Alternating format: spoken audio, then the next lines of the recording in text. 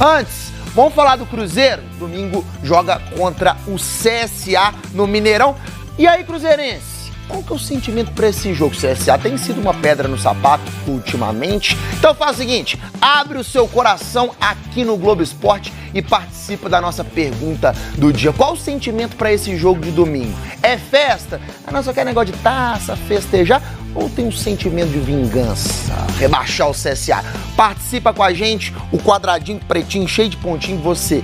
É tecnologia, não é magia. Já vai direto para a pergunta, a sua resposta aparece aqui. Você pode participar pelo site também, vote.gdata.globo. Deixa eu te mostrar a tabela, porque o Cruzeiro pode, de fato, rebaixar o CSA. Se vencer a partida, o Novo Horizontino só precisa de um empate para se salvar. Já já a gente vai falar mais sobre esse duelo. Antes, bora direto para a Toca da Raposa, onde está Guilherme Frossar. Hoje teve treino aberto do Cruzeiro. Quero saber o que você viu, Frossar. Boa tarde, seja bem-vindo.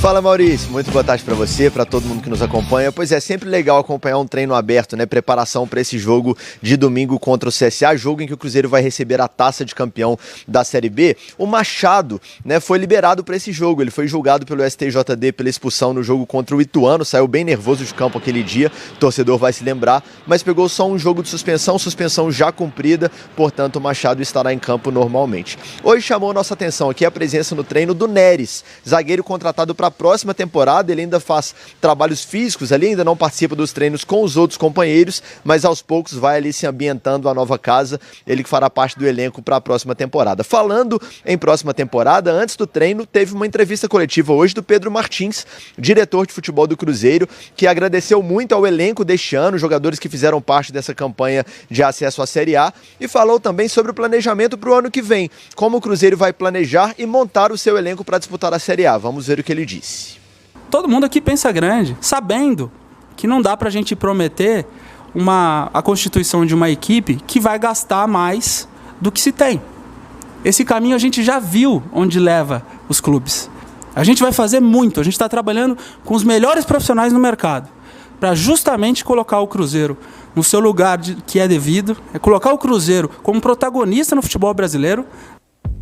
E o Cruzeiro quer ser protagonista no jogo de domingo também contra o CSA. Você já votou? É jogo de festa ou é jogo com sentimento de vingança? QR Code ou site, vem participar com a gente. Eu quero te mostrar porque a última vitória do Cruzeiro sobre o CSA foi em 2013, foi na Copa do Brasil, 3-0, tem quase 10 anos. E aí a gente separou esses últimos 6 confrontos, porque teve aquele primeiro que o Thiago Neves perdeu pênalti, fatigo, depois disso foram 6 jogos e nenhuma vitória. Olha, já tem mais Cruzeiro. Você tá votando na sua enquete? Na nossa enquete do Globo Esporte, pode ser aqui pelo QR Code ou pelo site.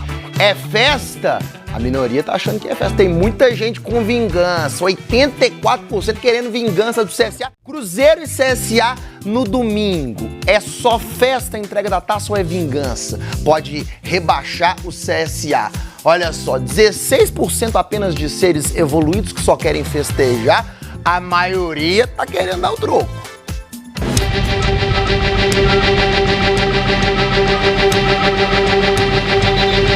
E vai ser expulso o Sobis, hein? Tá expulso o Sobis.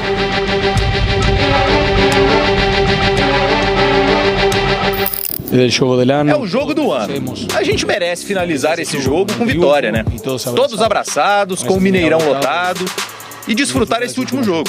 Vai ser a Copa do Mundo pra gente. Temos um último jogo em casa contra o CSA, que parece que nós temos alguma espinha entalada na garganta.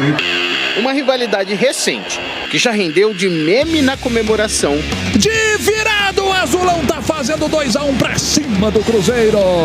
Até mesmo confusão com direito a spray de pimenta da polícia. E agora fechou o tempo de vez ali atrás do banco de reservas do CSA. Aliás, os ânimos exaltados têm sido até hoje uma marca desse confronto. Amarelo e vermelho. Pesolano tá expulso. Pesolano chega a botar a mão na camisa ali do árbitro.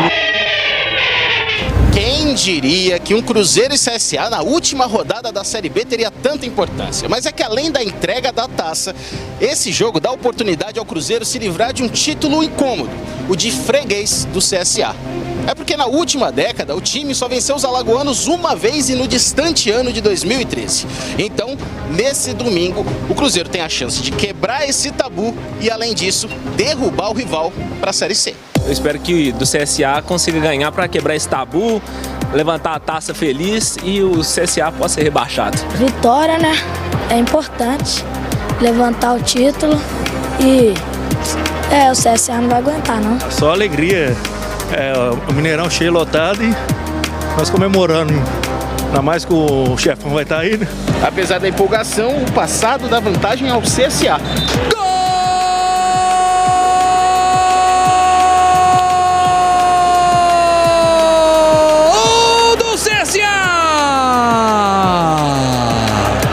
E olha que a torcida lá de Maceió acredita mesmo nessa história de freguesia.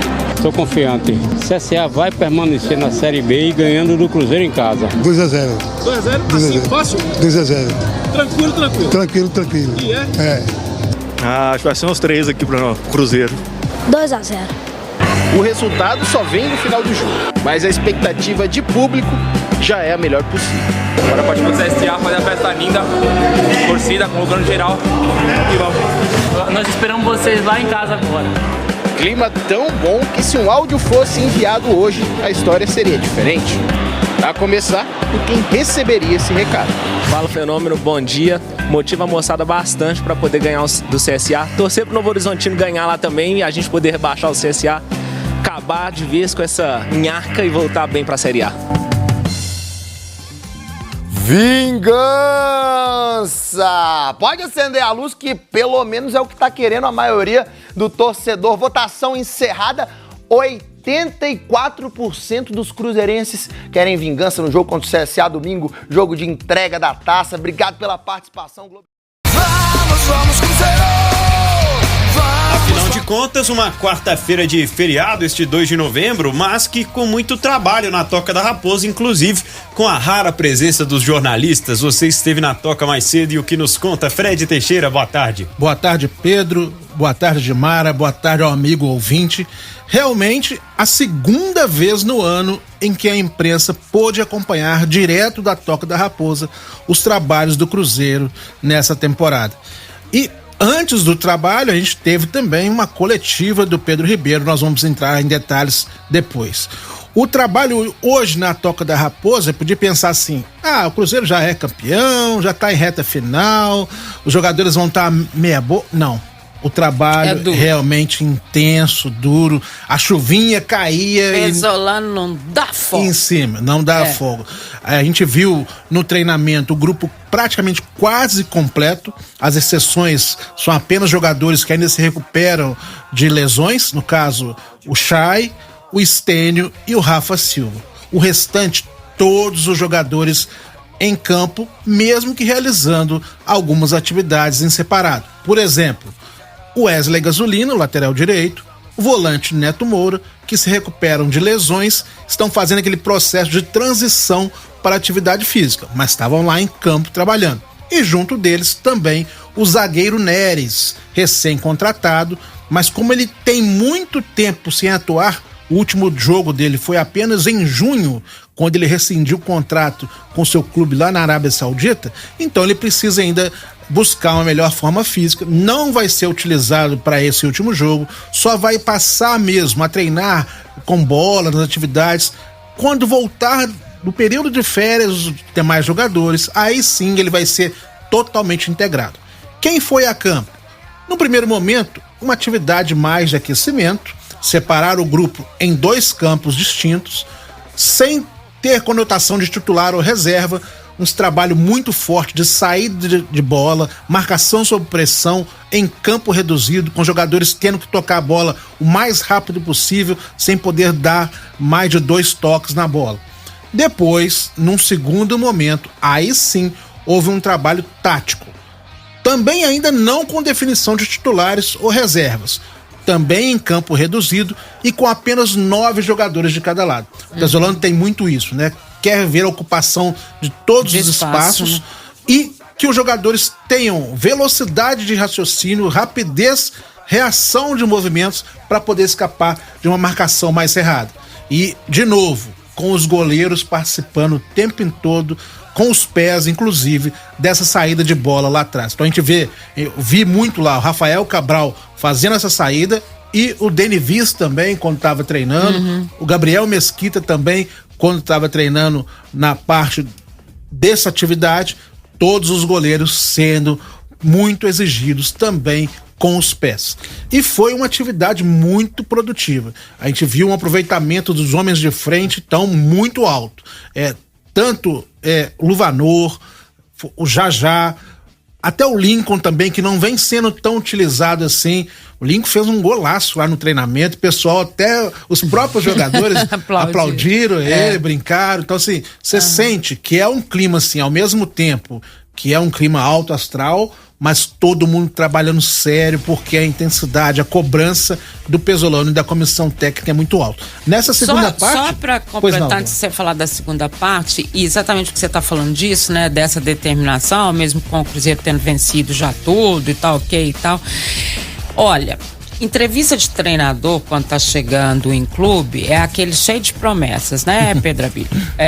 Não, porque nós vamos chegar, porque nós vamos fazer, porque, né, tal, competição. Não, deixa que eu resolvo, né?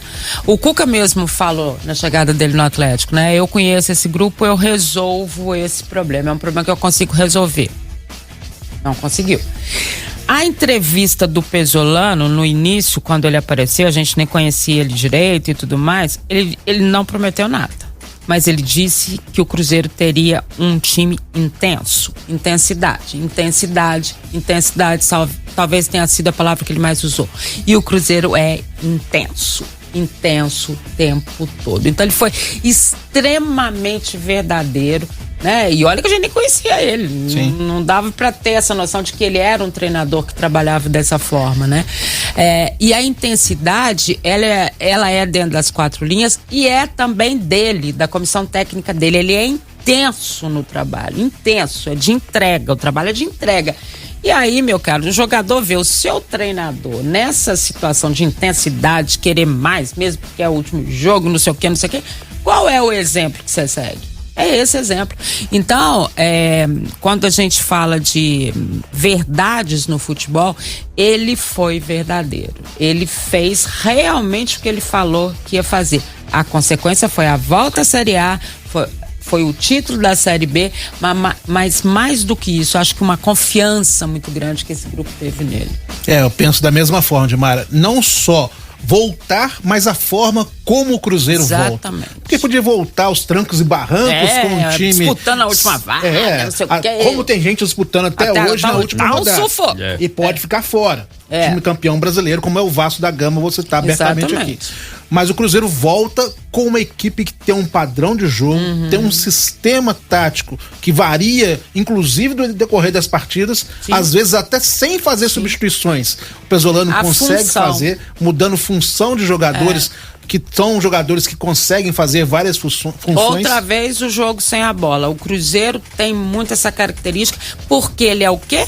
Coletivo. Exatamente. Né? E essa intensidade toda que você falou. E dá confiança, porque mesmo que esse grupo não seja o grupo de 2023, porque obviamente deve ter mudanças, é um DNA que vai passando, né? Então, assim, por isso que dá uma expectativa boa para a volta do Cruzeiro à Série A. As mudanças vão acontecer. Na coletiva que aconteceu antes da gente descer pro treino, acompanhar o treino, o Pedro Martins, diretor executivo do Cruzeiro, já falou inclusive sobre o perfil desses reforços que virão e já inclusive quis fazer de público um agradecimento a todos os jogadores que participaram dessa campanha do acesso, mas já deixou claro que muitos desses jogadores não vão ficar. É natural num processo de reconstrução que o Cruzeiro foi passando. Só que ele também já deixou claro esse perfil de intensidade que o Pesolano adota. Não é só o Pesolano, é o que o Cruzeiro também quer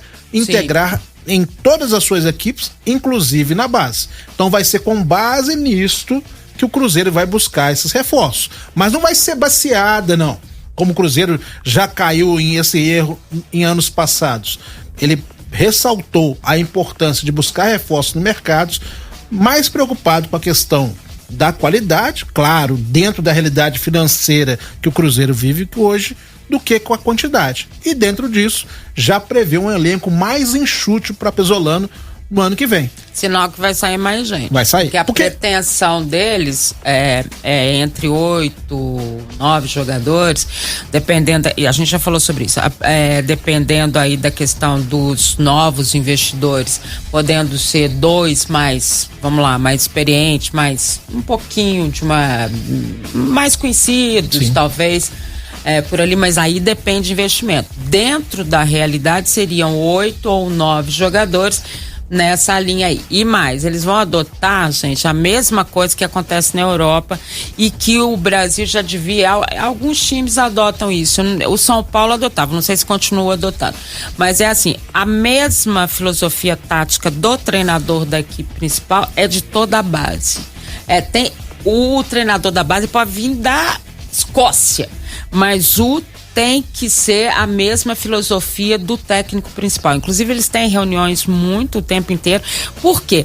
Porque para a formação do jogador, ele já entra no esquema que ele sabe que ele pode facilitar a vida dele se ele chegar no profissional. É assim que a Europa trabalha com a base. É dessa forma. E o Cruzeiro, me parece, vai adotar esse mesmo esquema. Né? Eu penso assim. E me chamou muita atenção hoje que durante o momento da primeira fase do treinamento, Pesolano e o Pedro Martins, em separado, os dois conversando, as atividades rolando com os demais membros da comissão técnica do Pesolano, mas eles trocando uma ideia ali, já, claro, projetando, inclusive, questões para a sequência do Cruzeiro. O Pesolano tem contrato até o final do ano que vem, então sim. O Cruzeiro já está trabalhando nos bastidores forte aí também para reforçar esse grupo dentro daquilo que é possível para o Cruzeiro na sua realidade atual. Vamos ouvir se o Pedro Martins realmente deixou claro aí sobre as saídas dos jogadores, atletas que têm sido observados pelo mercado como um todo, foram destaques na temporada do Cruzeiro. Fala o diretor de futebol. Olha, o que a gente vem tentando fazer é manter o relacionamento próximo, né? Então, como vocês já acompanharam durante a temporada, já houve a renovação do Rafael Cabral, já teve a compra do Lucas Oliveira, a compra do Neto Moura e alguns outros que estão em processo aí de diálogo, né? Então, sempre que aparece uma possibilidade de saída, a gente conversa com o empresário, conversa com o jogador e a gente tem visto que eles estão contentes no Cruzeiro. Né?